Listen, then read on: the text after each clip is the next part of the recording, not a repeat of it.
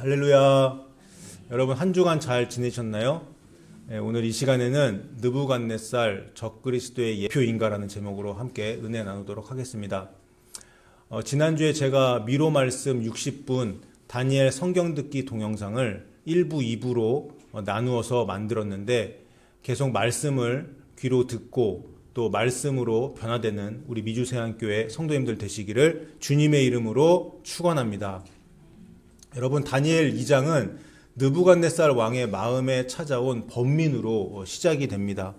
왕은 꿈을 꾸었고 그 꿈 때문에 잠을 못 잡니다. 잠을 이루지 못해요. 그런데 여기서 특이한 일이 벌어집니다. 왕이 바벨론의 술객과 박수와 점쟁이들을 불러 모으는데 꿈의 내용을 말해주지 않고 내가 꾼 꿈의 내용을 맞추고 그 꿈을 해석해라 라고 요구합니다. 이것은 상식적으로 말이 안 되는 요구죠. 꿈의 내용을 말하면 그에 대한 해석을 하는 것이 꿈 해몽의 기본이죠. 그런데 느부갓네살 왕은 자기가 꾼 꿈의 내용도 맞히라고 합니다. 바벨론의 지혜자 점쟁이들이 왕의 요구는 너무 어려운 것이다 라고 말하자 오늘 본문 12절에서 느부갓네살 왕은 진노하고 통분하였다라고 나옵니다. 이 부분 원어 성경은 히브리어가 아니라 아람어로 되어 있어요. 아람어 원문을 읽어보니까 단순히 화가 났다는 정도가 아니에요. 원문의 뉘앙스는 왕의 감정이 요동치고 폭주했다라는 의미입니다. 그리고 그 폭주가 곧바로 지혜자들을 다 죽이라는 명령으로 이어집니다. 분노가 곧 통치의 방식이 된 거죠. 이러한 왕의 명령이 내려지자 다니엘과 그의 친구들도 죽을 위기에 놓입니다. 그때 다니엘은 무작정 공포에 휩쓸리지 않았습니다. 그는 자기 집으로 돌아가서 그의 친구들 하나냐와 미사엘과 그 아사랴에게 중보기도를 요청합니다. 이렇게 합심해서 기도하자 하나님께서 그날 밤에 환상으로 그 비밀을 알려주십니다. 이제 다니엘은 느부갓네살 왕 앞에 서서 이렇게 말합니다. 28절에 오직 은밀한 것을 나타내실 이는 하늘에 계신 하나님이시라. 다니엘은 지혜자나 술객이나 점쟁이가 이러한 은밀한 것을 알려줄 수 없으며 오직 하나님만이 그것을 알게 해주신다라고 고백합니다. 하나님을 높인 거죠. 그리고 다니엘은 하나님이 보여주신 왕의 꿈 내용을 말합니다. 느부갓네살 왕은요, 크고 찬란한 한 신상을 보았습니다. 머리는 순금이고 가슴과 두 팔은 은이고 또 배와 넓적다리는 노시고 종아리는 쇠이며 발은 쇠와 진흙이 섞여 있었습니다. 그리고 결정적으로 손대지 아니한 돌이 날아와서 그 신상의 발을 쳤습니다. 발이 부서지자 금과 은과 놋과 쇠와 진흙으로 된 모든 부분이 함께 부서져 버립니다. 그리고 그 돌은 큰 산이 되어서 온 세계에 가득하게 됩니다. 이것이 꿈 내용이었어요. 꿈 내용을 한 장의 그림으로 표현하면 이렇게 되죠. 사랑하는 여러분, 꿈의 내용만 들어도 우리는 느낍니다. 이 꿈은 느부갓네살 개인의 미래에 대한 꿈이 아니라는 것을 알 수 있어요. 이 꿈은 인간 제국의 역사 전체와 그 역사의 끝 그리고 하나님 나라의 도래를 보여주는 엄청난 계시입니다. 이러한 엄청난 계시가 이방 왕에게 주어졌다는 것도 참 신기한 일이죠. 다니엘은 36절 이하에서 꿈 내용을 해석하기 시작합니다. 38절에 다니엘은 느부갓네살이 곧 그 금머리라고 해몽을 합니다. 금머리는 느부갓네살과 그의 제국인 바벨론 제국을 의미하죠. 바벨론은 찬란했습니다.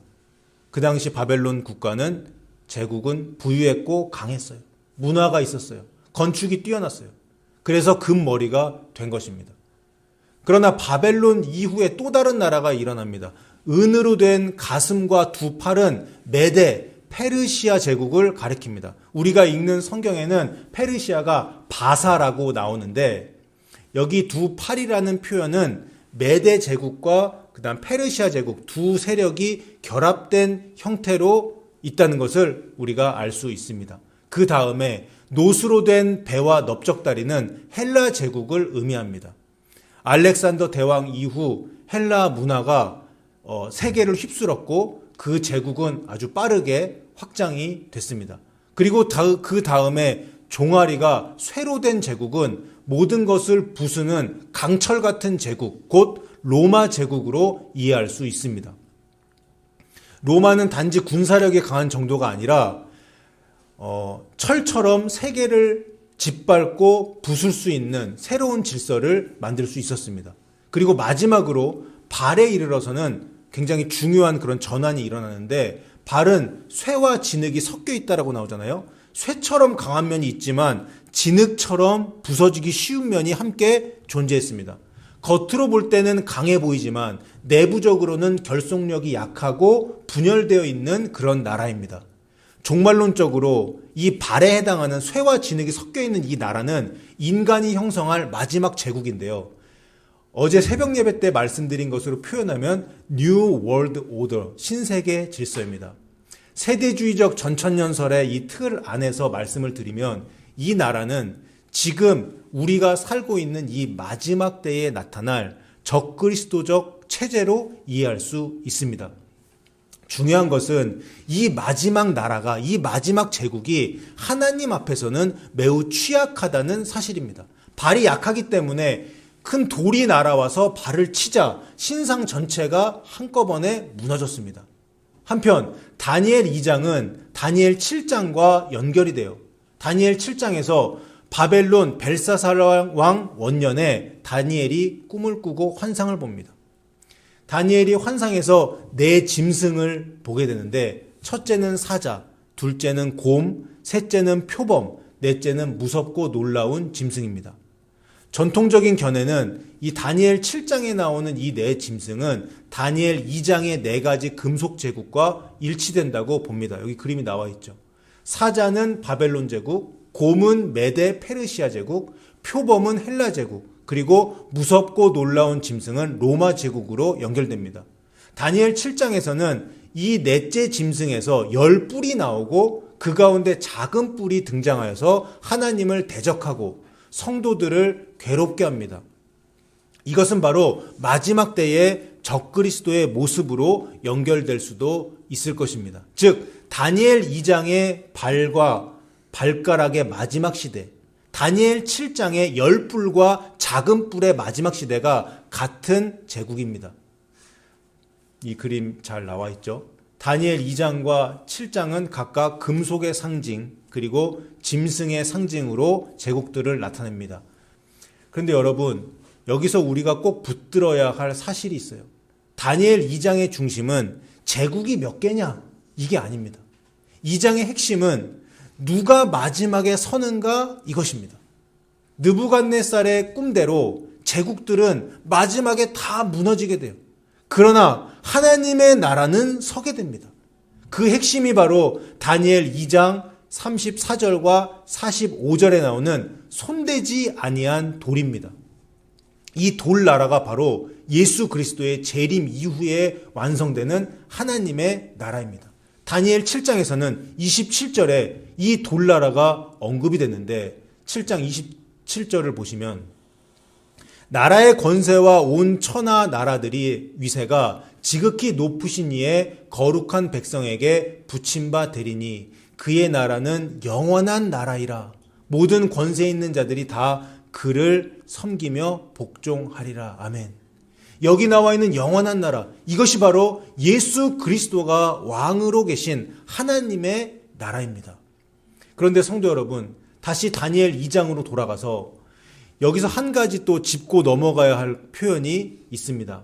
45절을 보시면 신상을 무너뜨린 돌은요, 손대지 아니한 돌이라고 나와요. 앞에 생략된 말이 있습니다. 사람이라는 말이 생략되어 있어요. 사람이 손대지 아니한 돌이라는 뜻이에요. 다시 말해 이 돌은 어떤 사람의 손, 어떤 사람의 능력, 어떤 사람의 정치력, 군사력, 어떤 사람의 제도나 문명에서 나온 것이 아니라는 뜻입니다. 이게 핵심이에요.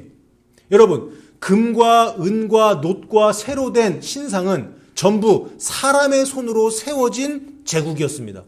인간의 힘, 인간의 지혜, 인간의 야망으로 만들어진 제국들입니다. 그러나 이 돌은, 손대지 아니한 돌은 그 계열이 아닙니다. 이 돌은 사람이 만든 역사 안에서 자라난 것이 아니에요. 인간 역사 바깥에서 오는 그런 나라입니다. 하나님께서 직접 개입하셔서 던져진 나라예요. 그래서 이 돌은 혁명으로 오지 않습니다. 이 돌나라는 선거로 되지 않습니다. 군사 쿠데타나 정치적 협상으로 되지 않습니다. 이 돌은 하늘로부터 옵니다. 45절의 표현대로라면 이 돌은 여호와 하나님의 산으로부터 왔습니다. 성경이 이 돌을 손대지 아니한 돌이라고 묘사한 이유는 분명합니다. 하나님의 나라는 인간이 개선해 나가는 나라가 아니라 하나님께서 주시는 나라라는 뜻입니다. 여러분 믿습니까? 그리고 성도 여러분, 이 돌은 단순한 상징이나 이념이 아니에요. 이 돌은 왕이 있는 나라입니다. 다니엘 7장에서 인자 같은 이가 나오는데, 그런 표현이 나오는데, 그 인자 같은 이가 나라와 권세와 영광을 받습니다. 그것처럼 다니엘 2장에서 이 돌은 결국 메시아의 나라, 결국 예수 그리스도의 나라를 가리킵니다. 예수님께서 2000년 전에 이 땅에 오셨을 때 하나님의 나라는 이미 시작됐어요. 그래서 우리는 말할 수 있습니다. 하나님의 나라는 이미 임했다고요. 그러나 아직 하나님의 나라가 완성되지는 않았습니다. 지금은 이 돌이 산이 되어가는 그 과정 한가운데에 있는 것이죠. 여러분, 마지막 때 인간의 제국이 하나로 결집하여 마지막 모습을 드러낼 때, 그때 이 돌은 결정적으로 그 발을 칠 겁니다. 인간 권력의 가장 약한 지점을 치실 것이고, 무너지지 않을 것 같았던 바벨탑 제국은 한순간에 무너질 겁니다.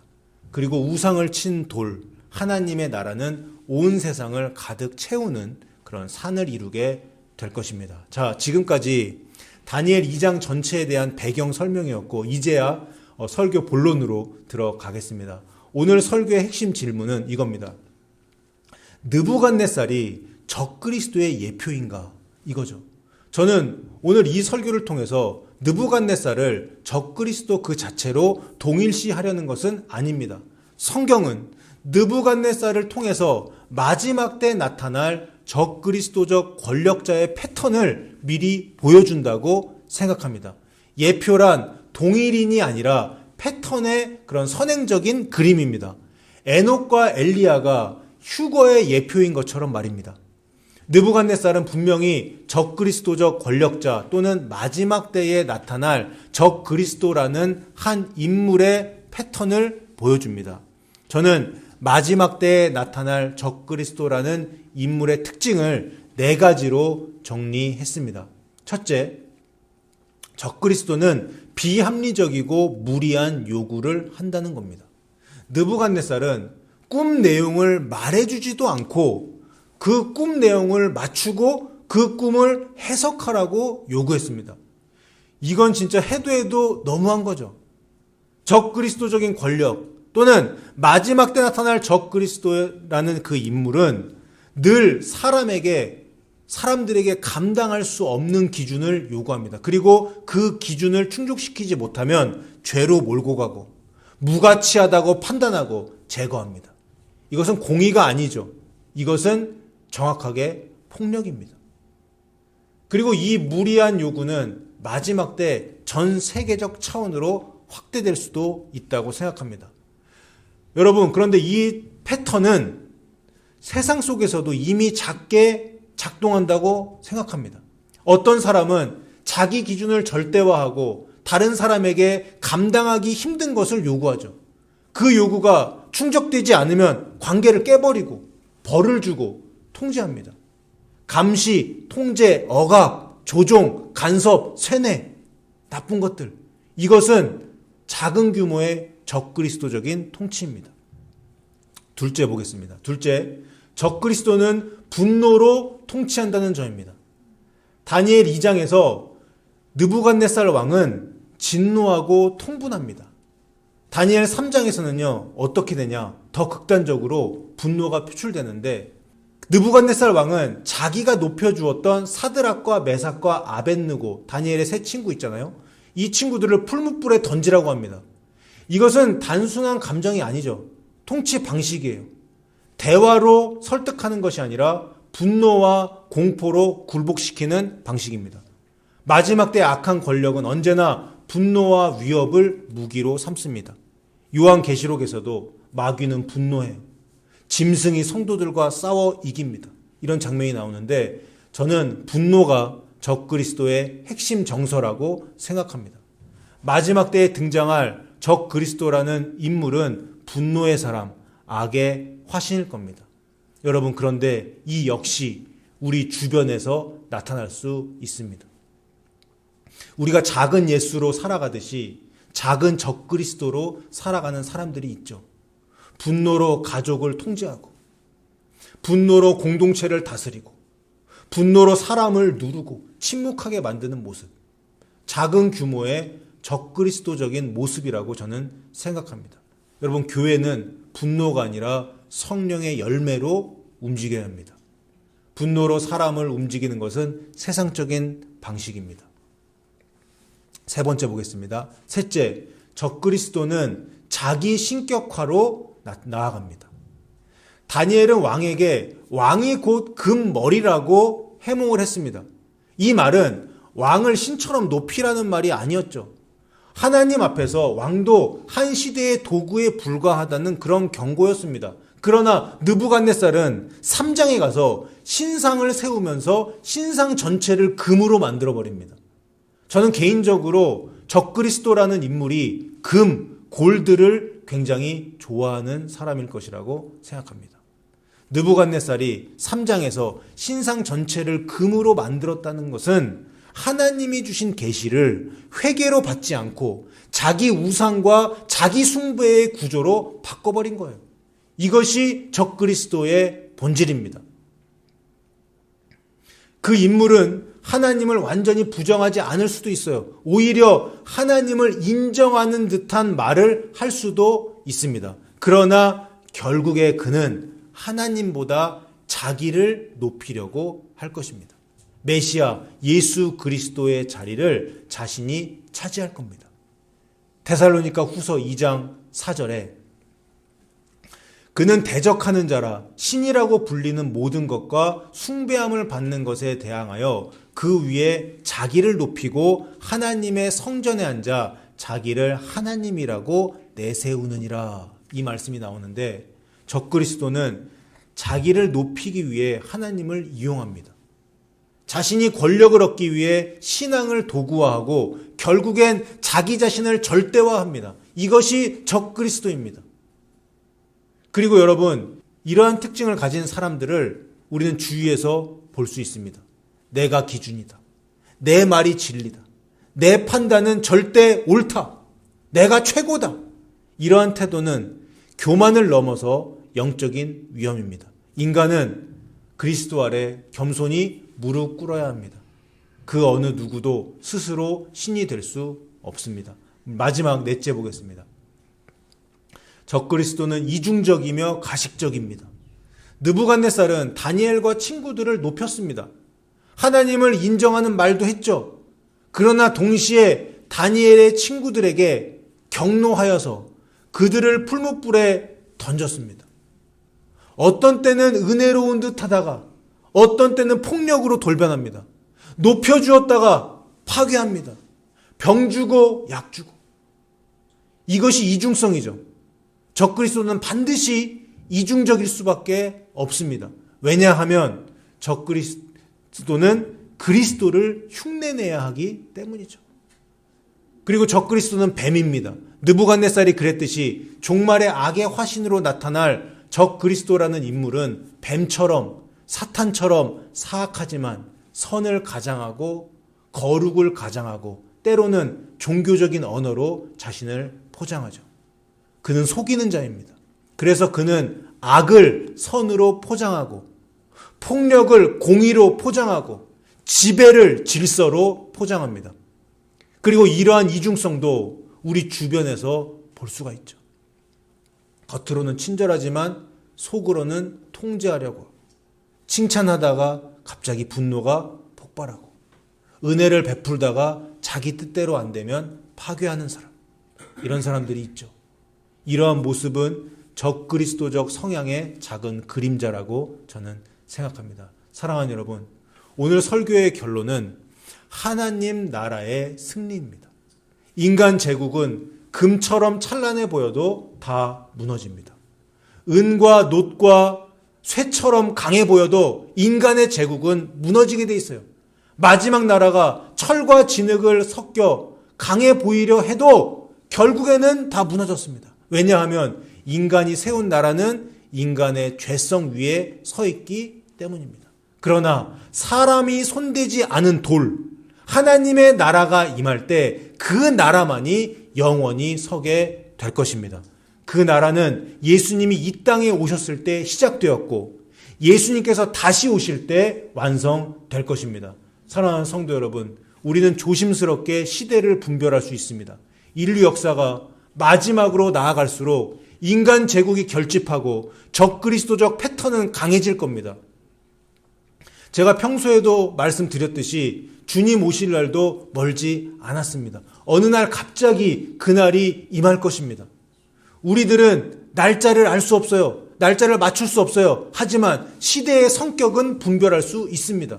그래서 예수님께서도 마태복음 24장에서 깨어있으라는 권고를 하시면서 다음과 같이 말씀하신 거예요. 무화과 나무의 비유를 배우라. 그 가지가 연하여지고 잎사귀를 내면 여름이 가까운 줄을 아나니 이와 같이 너희도 이 모든 일을 보거든, 마지막 때에 생기는 이 모든 일을 보거든 인자가 가까이 곧 문 앞에 이른 줄 알라. 여러분, 그러므로 우리는 깨어 있어야 합니다. 우리는 뜻을 정한 사람들이고 우리는 금신상 앞에 무릎 꿇지 않을 사람들입니다. 우리는 세상 제국의 논리와 분노의 통치에 동조하지 않을 겁니다. 그리고 우리는 그리스도의 나라를 기다릴 겁니다. 하나님의 나라는 이미 시작되었고 아직 완성되지는 않았지만 반드시 완성될 겁니다. 그날에 손대지 아니한 돌의 나라는 모든 악한 권력을 무너뜨리고 영원히 설 겁니다. 다니엘 2장을 통해서 적그리스도의 전형적인 패턴을 분별하시고 또 적그리스도에게 미혹되지 아니하며 주님 다시 오시는 그날 예수님을 만나게 되는 저 여러분 다 되시기를 주님의 이름으로 축원합니다.